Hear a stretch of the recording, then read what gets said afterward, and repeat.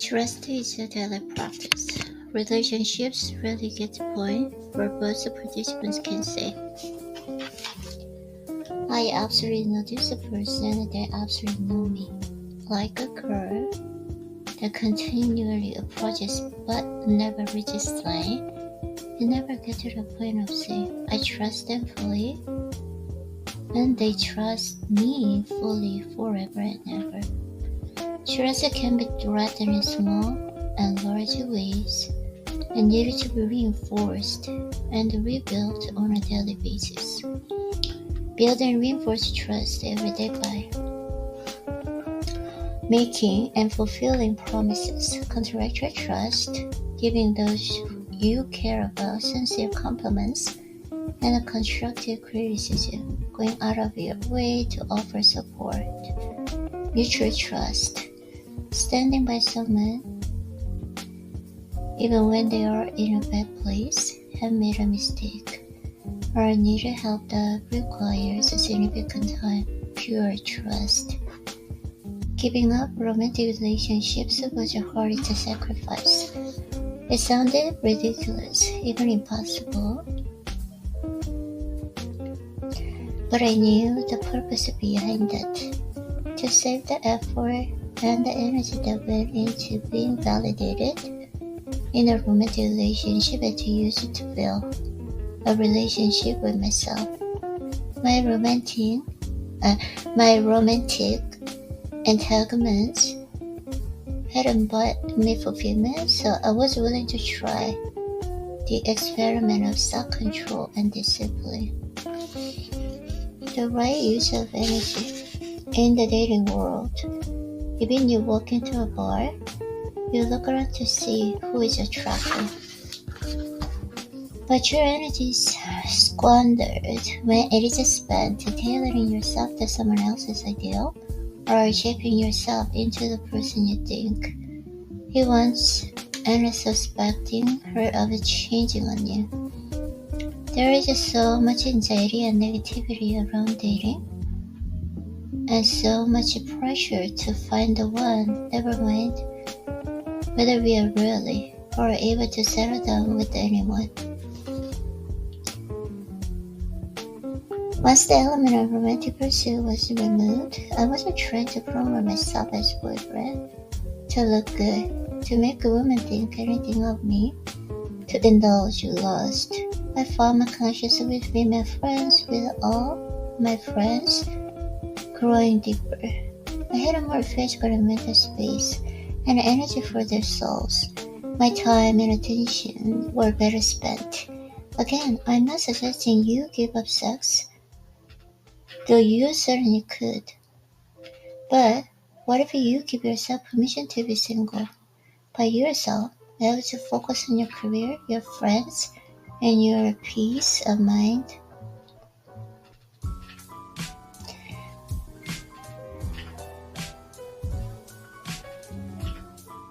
Minister and philosopher Paul Tudor said, our language is widely censored these two sides of man's being alone. It has created the word loneliness to express the pain of being alone, and it has created the word solitude to express the glory of being alone.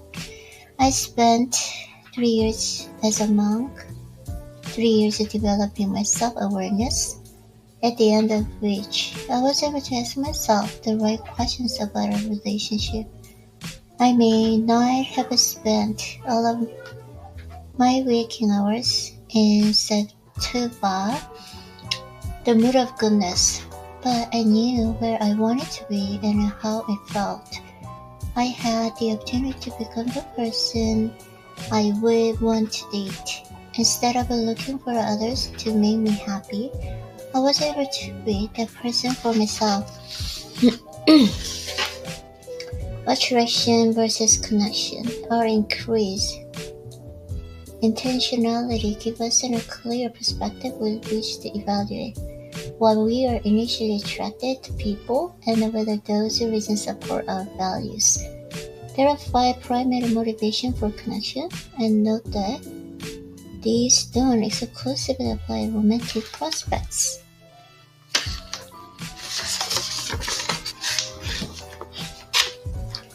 Physical attraction. You like what they look like.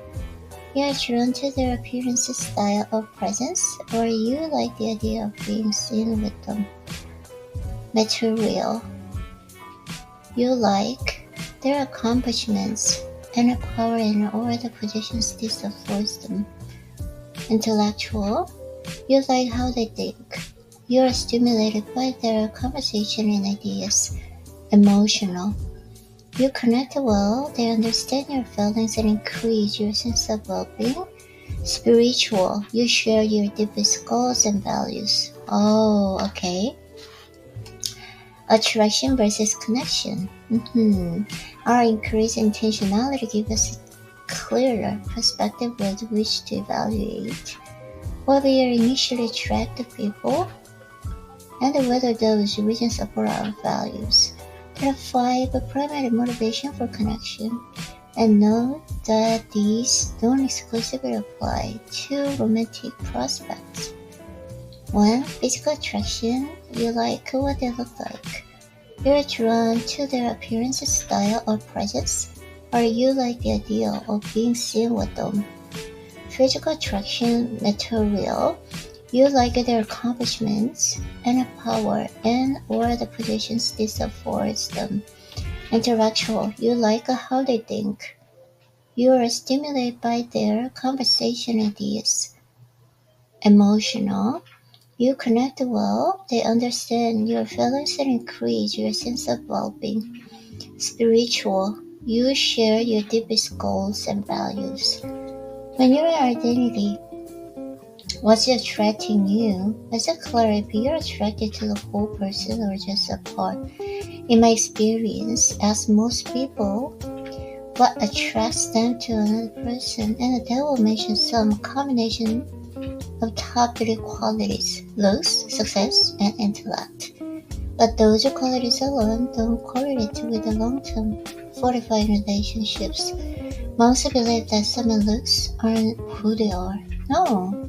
That's who they are.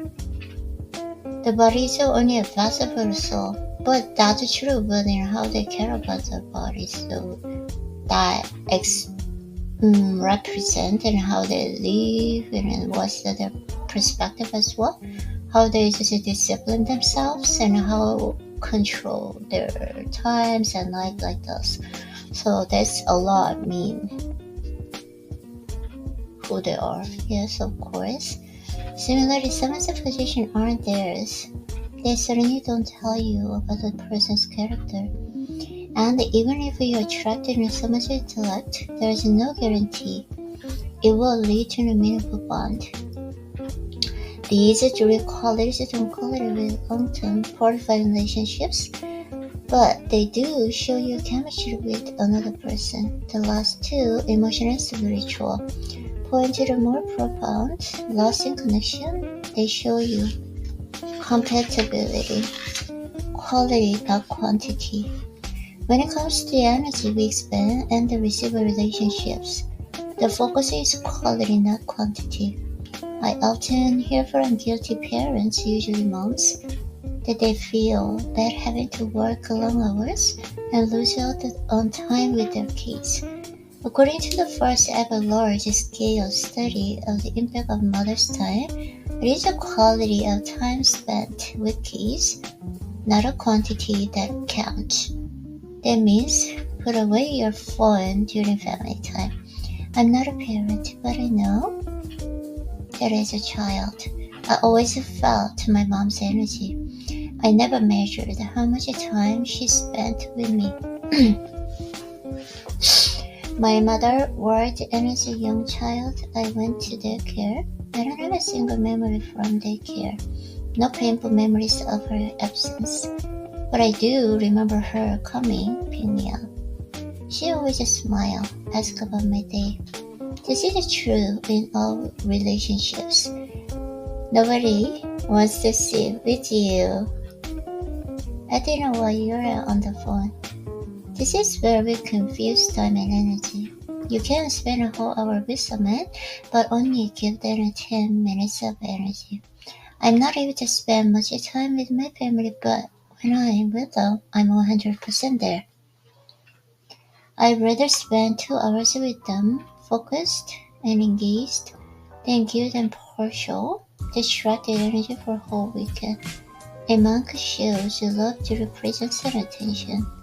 In the ashram, time invested was never seen as religious measure of care or engagement. As I've mentioned, after the meditation, nobody asks how long you meditated.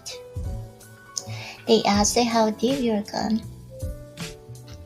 If you have dinner together every night, great. But what is the quality of conversation? Things like monks do. In terms of management, not time management. Are you bringing your full presence and attention to someone? Try this. Handcuff attention thieves. These days, most of us are losing better of our attention. The victors are our screens. The only way to give another person your complete attention for a period of time is to turn off your screens. To give someone in your life the focus they deserve, sit down with them to agree on rules surrounding the phone, the laptop, and the TV. Choose specific activities that will be your quality time without distraction. Agree to turn off your phones, put them in another room, or leave them at home. This may be challenging at first. Perhaps conversation will lag. Our friends and colleagues will be frustrated because they can't reach you. Setting these boundaries will establish new expectations on both fronts. Lessons in a conversation will lose their awkwardness. Friends and colleagues will accept that you are not available 24/7. Most couples don't sit down together, draw out a list of values, and see whether they share them. But once we have a clarity about ourselves, we can connect with others in a more intentional way.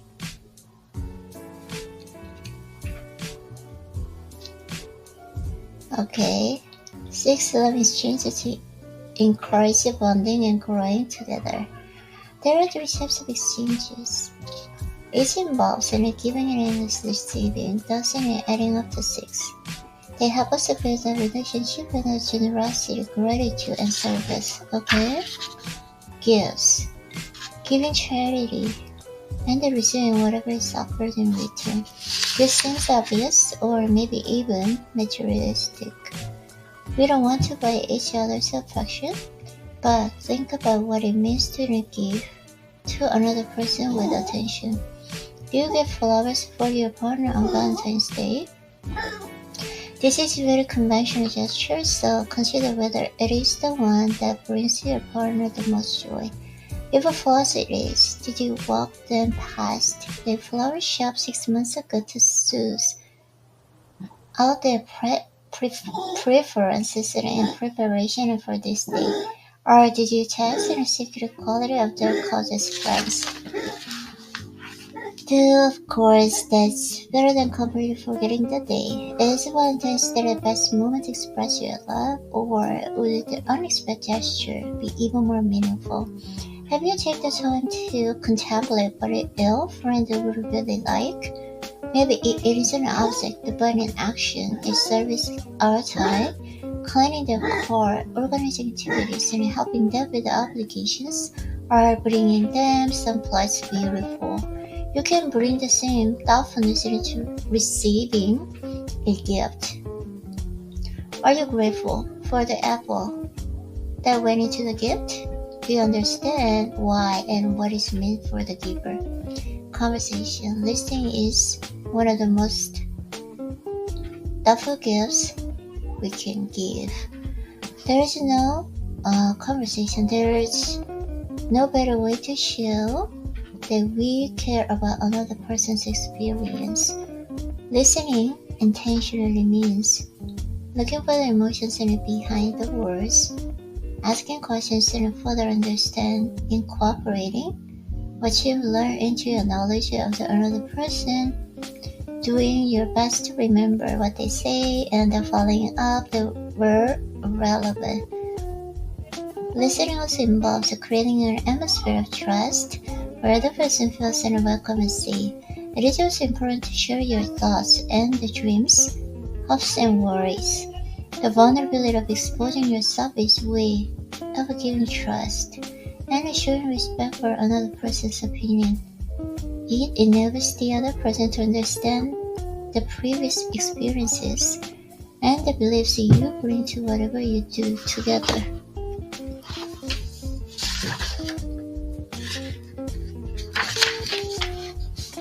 Ready to love. Ready for love. The 6 love exchanges lay foundation for any closer relationship, but most of us are looking for the one. When researchers combed through the data, they found a single factor that reliably predicted the quality of participants' lives. Love. Participants could have every other external makeup for success: money, a thriving career, good physical health, but if they didn't have a loving relationship, then they weren't happy. With the encouragement of online quizzes and dating apps with listed characteristics we want in a partner: sense of humor, caring, good-looking, but we don't look at what we really need. How do we want to be cared for? What makes us feel loved? The woman who would become my wife already had the same self-knowledge too. Without the need for the same journey I'd made, she knew that she wanted to be within some spiritually connected with the high morals and values. I believe she would have done just fine with me. Without me.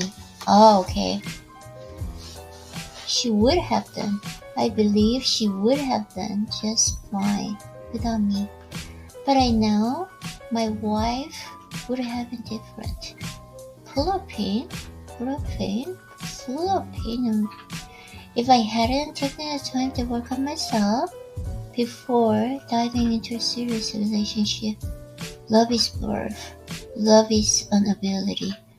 Love is absence of judgment. Love is also patient. It's kind, and apparently love is all you need. With so many definitions of love in our culture, it's all a bit confusing. And I was confused despite all of my monk experience, my self-exploration and intentionality and compassion. If you don't know which one, you will send out the wrong signals and attract the wrong person. If you're unself-aware, you will look for the wrong qualities and choose the wrong person. This work is what we've talked about throughout this book. Until you understand yourself, you want to be ready for love. Sometimes we find ourselves making the same mistake over and over again, attracting the same sort of incompatible partners, and picking them in spite of ourselves. If this happens, it isn't bad luck. It's a clue that we have work to do. The manga perspective is that you carry pain. You try to find people to ease that pain. But only you can do that. If you don't work through it, it stays with you and interferes with your decisions. The problematic people who emerge will factually resolve the issues, and they will keep reappearing until you learn a lesson you need to learn. Until you heal the wounds of the past, you will continue to bleed. You can bandage the bleeding with food, with alcohol, with the drugs, with the work, with cigarettes, with sex. But eventually it will all do through and stay in your life. You must find the strength to open the wounds. Stick with your hands inside. Pull out a core of pain that is holding you in the past, the memories, and make a peace with them. Once you unpack your own bags, and you'll heal to yourself mostly, then you will come to relationship ready to give. You won't be looking to them to solve your problems or fill a hole. Nobody completes you. You are not half. You don't have to be perfect, but you have to come to the place of giving. Instead of training anyone else, you are nourishing yourself, keeping love alive. Remember when we talk about the mind, we said that happiness comes when we are learning, progressing, and achieving. And yet as a relationship lengthens, we tend to long for the honeymoon phase, when we were first falling in love. How many times have you been in a relationship and said to yourself, I wish I could feel like that again, or I wish we could go back to that time. But going to the same place for dinner, or to the place that you had your first kiss, won't bring back all the magic. Many of us are so addicted to recreating the same experiences that we don't make a space for new ones. What you were actually doing at the start of your relationship was creating new memories with energy and openness. Love is kept alive by creating more memories, by continuing to learn and grow together. Fresh experiences bring excitement into your life and build a stronger bond. I have many recommendations for activities couples can do together, but here are a couple of my favorites drawn from the monk principles.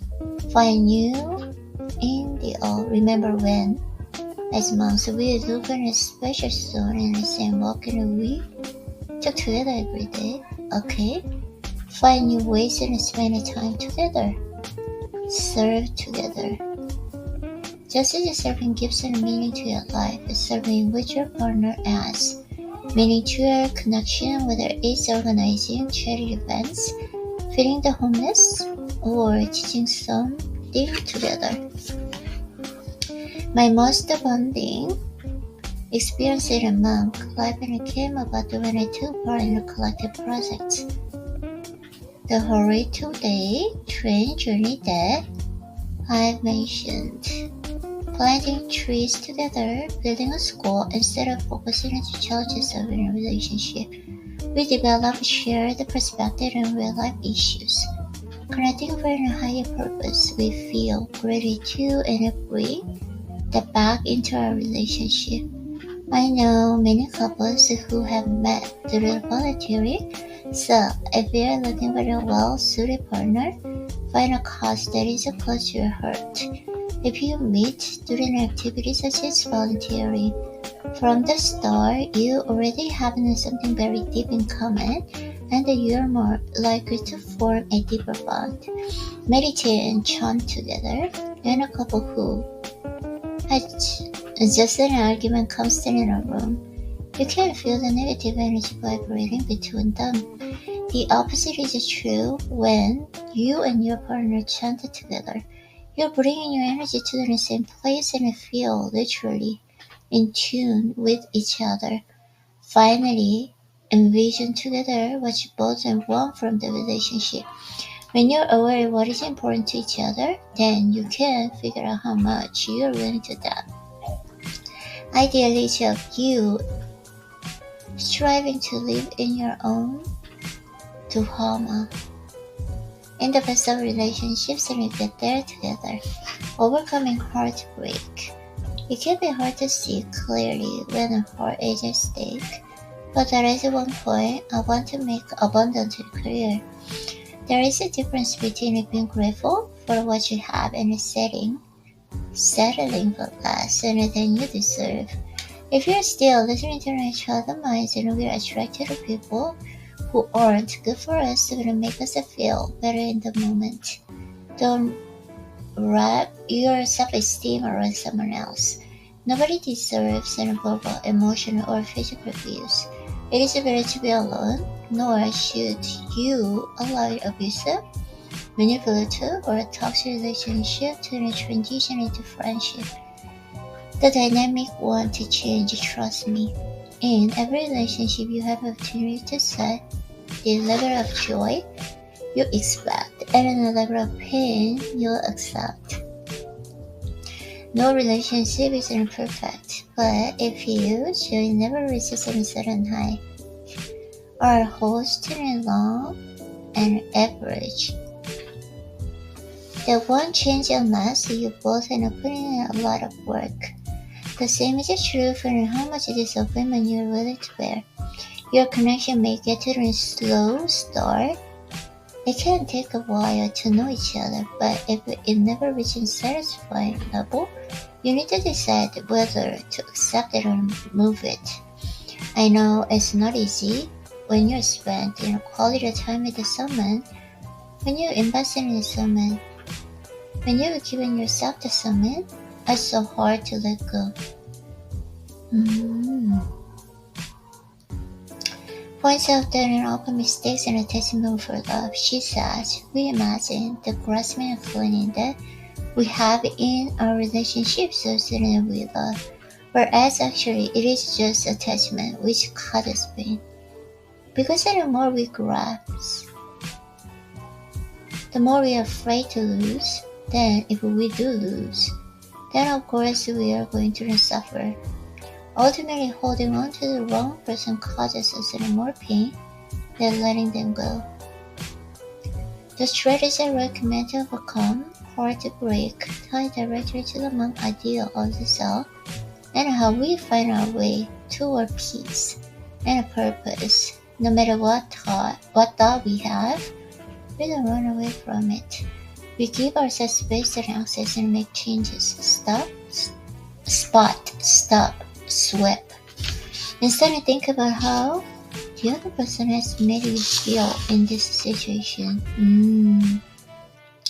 You might want to articulate your feelings by writing them down or recording them.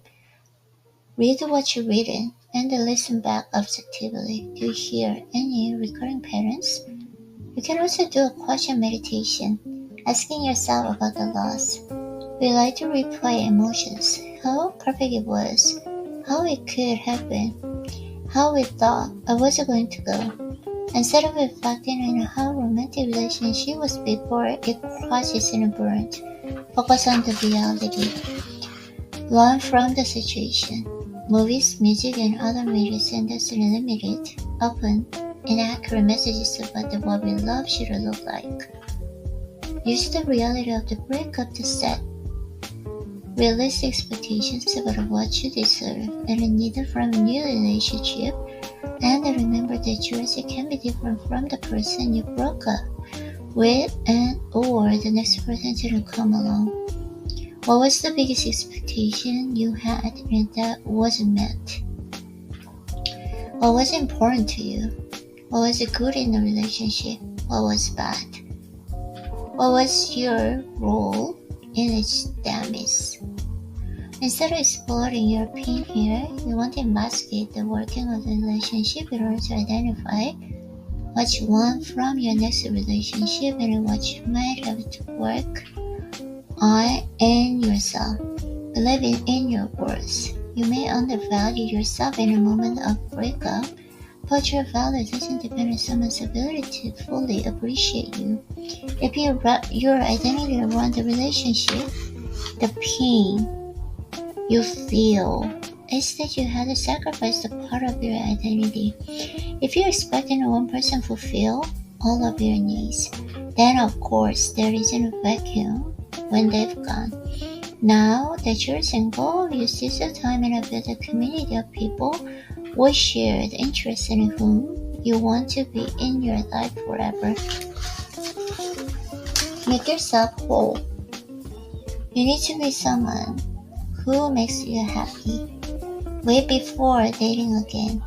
Remember, if you haven't healed the past pain, you might miss your next opportunity for an incredible connection with an incredible person. Don't rebound and revenge date. This only causes more hurt and regret than spread further.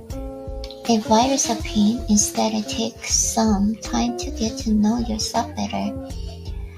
Build your self-esteem. Invest in your growth. If you lose yourself in a relationship, find yourself in a heartbreak. The monk waits and build awareness and address an element.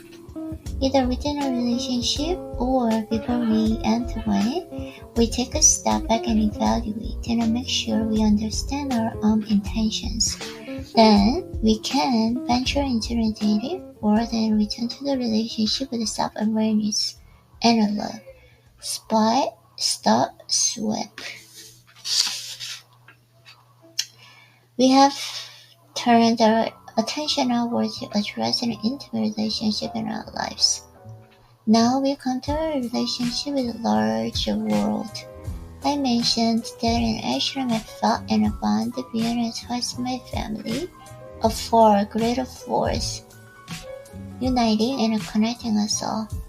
The astrophysicist Neil deGrasse Tyson said, "We are all connected to each other biologically, to the Earth chemically, and to the rest of the universe automatically. Knowing this, we must look to the universe and find true meaning in our lives." Service, okay. I think I should look this one. Service. Plant trees around the whose shade you do not plant to sit. You ignore and work for their own profit. The wise work for the welfare of the world. I am a novice at the ashram. We've been trapped up in a village with no money and no food, with a mission to find our own way for 30 days. The weather is decent, okay. These 3 stages transformation felt like microcosm and an entire monk experience. First, we let go of the external and ego. Second, we recognize the value and learn that we don't need to own anything in order to serve. And third, we continually seek a higher level of service. On that trip, I recognize that there is always room to rise. There is always more to give. Sister Kristen, okay, the highest purpose. In his lecture at my college, okay, plant the trees under whose shade you do not plan to sit. That sentence captivated me and led me on a trajectory I had never imagined. And now, I have to make a confession. I've been holding out on you. We have talked about how to let go of the influences and external noise, fear, envy, and false goals. We have explored how to grow by harnessing our minds and our egos and a daily practice to live in a drama. All of this in towards the goal of leading fulfilling, meaningful lives and the word path. But here, and on social media, and in my classes, in every medium in which I teach, I haven't yet revealed the most important lesson I learned as a monk and one that I carry with me every day of my life. Okay, the highest purpose is to live in service. We seek to live a pleasant client we find people happier than we found them. The world better than we found it. The service mindset. Okay, the first mindset. Service Christian said, "Giving simply because it is right to give, without the thought of a return, at a proper time, in a proper circumstances, and the word the person and accept the giving."